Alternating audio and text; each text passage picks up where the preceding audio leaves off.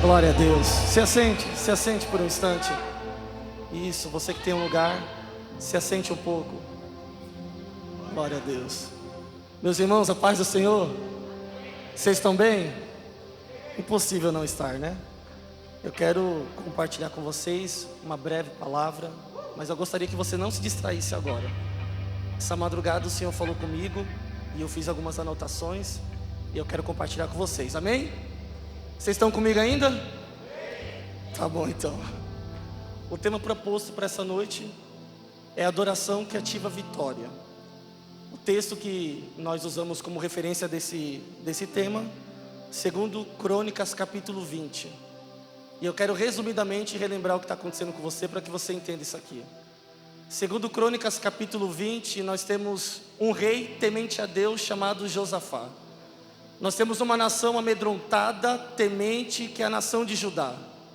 E nós temos três inimigos que fazem uma aliança para destruir essa nação: os moabitas, amonitas e o povo que vivia ao redor do monte. Esse povo se une e o rei de Judá, Josafá, recebe a notícia que da além do norte está vindo um grande exército. E a única certeza que eles têm é que eles não conseguem dar conta desses soldados. E eu não sei o que vocês fariam com uma notícia dessa. Mas como eu disse, Josafá não é apenas um rei, é um rei temente a Deus. E antes de se preocupar em fazer qualquer estratégia de guerra, em preparar os soldados e pegar armamento, a primeira coisa que ele faz é preparar o coração do povo para a direção que viria do altar.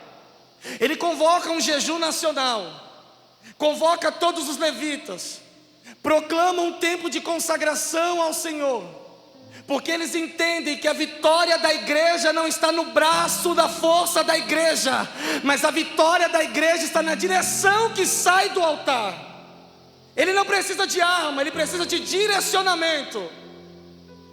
E é nessa hora que algumas coisas acontecem, e isso mexeu com o meu coração. Porque a adoração que vem após a vitória é muito fácil.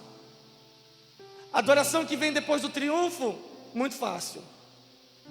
Agora a adoração que antecede e a guerra antecede a vitória é outro nível. Os adoradores, os levitas, começam a adorar nesse jejum mesmo. E enquanto eles estão adorando, o Senhor me fez guardar algumas coisas e eu quero compartilhar com você. Eles estão em adoração, crendo que a vitória da igreja vai nascer na direção do altar. Josafá faz uma oração sincera, e eu quero que você grave isso no seu coração. Deus não está à procura de uma oração bonita, aquelas palavras que a gente só usa quando está orando em público. Deus está procurando uma oração sincera. E eu fiz questão de anotar aqui qual foi a oração desse homem. Ele, diante de todo medo, ele chama o Senhor e diz o seguinte: Senhor, não temos força contra essa multidão, e não sabemos o que fazer, mas os nossos olhos estão em Ti. Isso aqui mexeu comigo, porque quando te faltar força, que não te falte visão de quem Deus é. Talvez você chegou aqui essa noite no meio de uma grande guerra, e a única certeza que você tem é: eu não sei o que eu vou fazer. Mas essa noite a primeira direção de Deus para a nossa vida é: olhe para mim. Não olhe para a guerra, não olhe para a crise, não olhe para a ameaça, olhe para mim. Os nossos olhos estão em Ti. E é desse posicionamento que Deus, no meio da congregação, levanta um profeta. E o profeta grita: não temais, nem vos assusteis com essa grande multidão, porque essa peleja não é de vocês, essa peleja é minha, diz o Senhor. Isso tudo é consequência de uma igreja que entende a direção que sai do altar. O rei se posiciona, a adoração começa a ser oferecida. E aí o Senhor me disse outra coisa essa madrugada, eu quero dizer a vocês: adoração não é simplesmente um fim ou uma consequência de vitória. A adoração é a causa da vitória.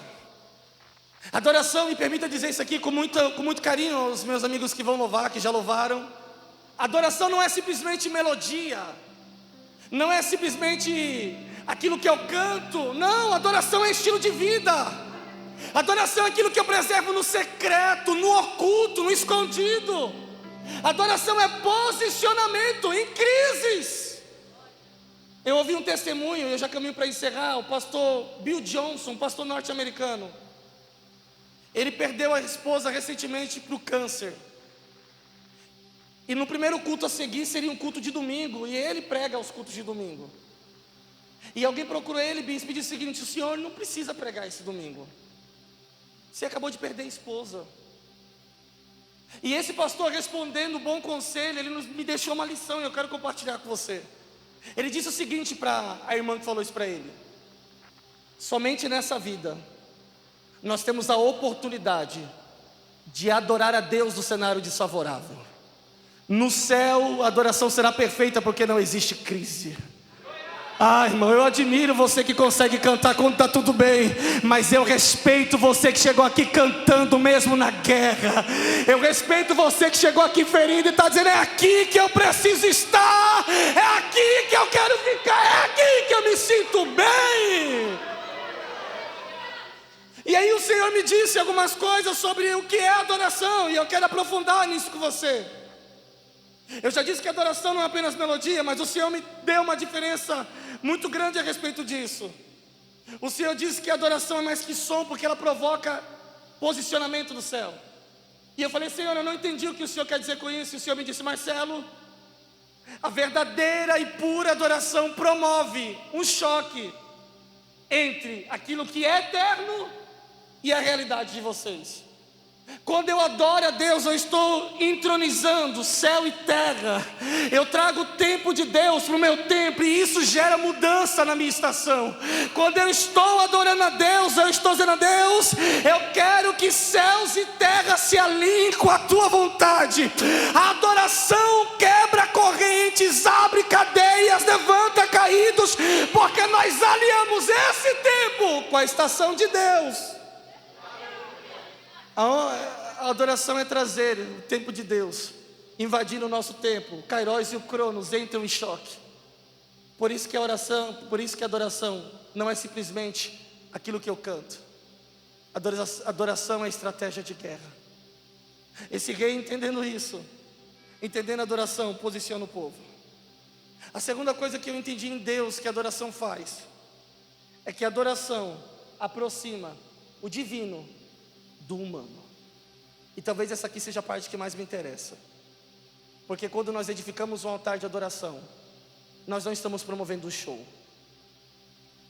Quando nós levantamos um altar de adoração, nós estamos dizendo para Deus: o altar é seu, se manifeste, fale, toque.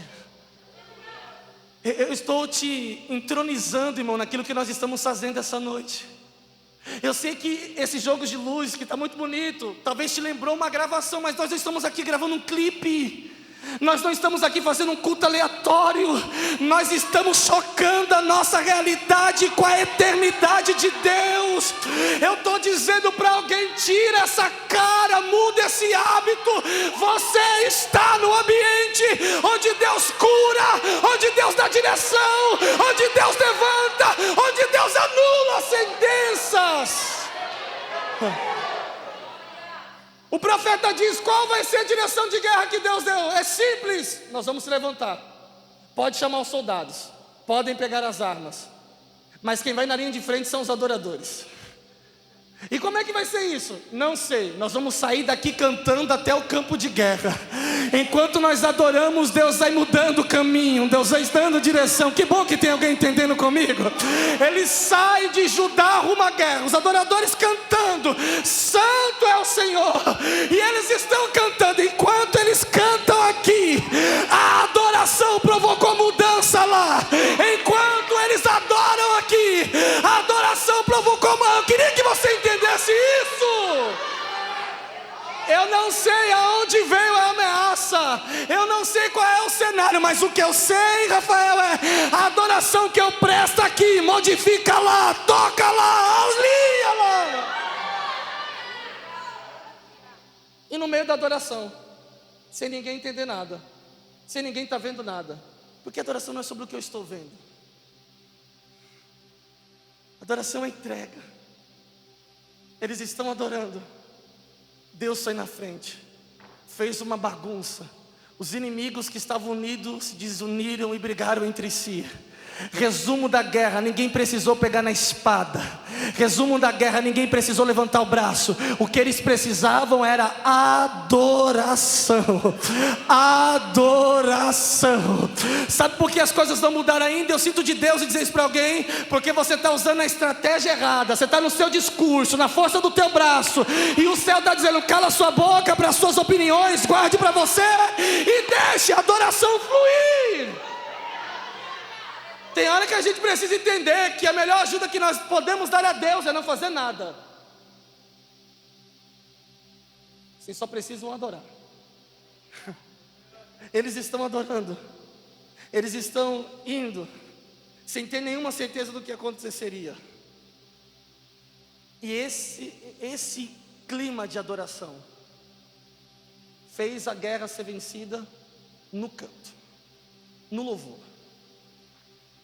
Eu disse para vocês no início que a adoração pura liberta o cativo, cura o enfermo, expulsa demônios.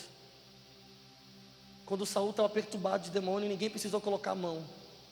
Davi pegou a harpa e começou a tanger. A adoração fez os demônios saírem. Quando Paulo e Silas precisavam da intervenção, não precisou pedir a chave da cela.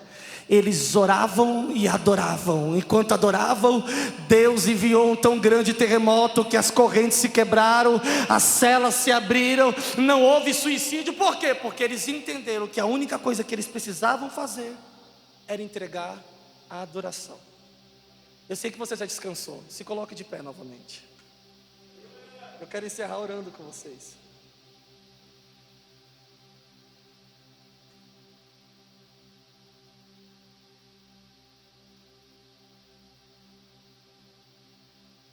Essa oração que eu quero fazer com vocês agora é muito intencional.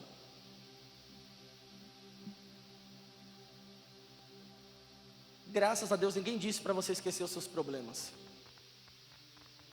Mas hoje, nesse momento, talvez até aqui você não conseguiu fluir nesse culto, porque nós estamos em um culto. Talvez até aqui você não conseguiu sentir o que está saindo do altar. E não é porque você está em pecado, é porque você está olhando para a direção errada. Mas essa noite o Senhor está dizendo assim: olhe para mim. Eu quero que você levante uma de suas mãos, por gentileza. Eu quero fazer uma oração de 30 segundos com você. E nessa oração eu quero que você faça uma oração sincera. Faça como Josafá: Senhor, eu não sei o que fazer. Eu só sei que a ameaça chegou, a crise me cercou e eu não sei o que eu vou fazer para resolver. Mas essa noite nós escolhemos olhar para o Senhor. Feche os seus olhos, erga a sua mão. Eu preciso que você comece agora a orar ao Senhor. Eu preciso que você comece a trazer para o altar, da onde sai a direção, quais são as guerras que você está travando. Senhor, nós estamos unidos nessa noite em adoração, crendo que este culto está trazendo um choque de realidade, Senhor. Crendo que essa noite o céu está conectado com a terra, e que será impossível sair daqui da mesma forma que chegamos. Deus, alguém que entrou nesse culto desesperado, não sabendo o que fazer, mas essa noite a luz da direção de Deus se acendeu, e Deus está dizendo para alguém: olhe para mim. Elevarei os meus olhos para o alto, é de lá que me provém o socorro. O meu socorro está em Deus, que fez os céus e a terra. Isso, eu preciso que você ore comigo agora. Eu preciso que você deixe o cheiro da adoração continuar fluindo, porque o aroma da adoração traz Deus para o cenário. O aroma da adoração traz Deus para o ambiente. Quando a mulher quebrou o vaso aos pés de Jesus, a atmosfera mudou. A adoração muda o ambiente. Em nome de Jesus, receba direcionamento essa noite. Em nome de Jesus, receba direcionamento do altar de Deus essa noite. Em nome de Jesus, receba ânimo para se levantar. Receba vigor para adorar. Receba poder de Deus para caminhar novamente. Senhor, nesse ambiente de adoração, nesse altar que foi edificado, eu já quero repreender no nome de Jesus o Cristo toda opressão na mente, toda depressão, toda crise de ansiedade, toda crise de pânico, meu Deus, toda confusão que promove embaraço. Nessa noite nós repreendemos e nós decretamos agora, nós digamos isso no mundo espiritual: nós sairemos daqui com a certeza da vitória. Nós vamos pegar o carro, Uber, vamos sair adorando. E enquanto adoramos aqui, o Senhor já moveu lá. Enquanto adoramos aqui, o Senhor já resolveu a guerra que nós depositamos nesse altar. Eu preciso que você continue nessa atmosfera. Eu preciso que você continue nessa comunhão.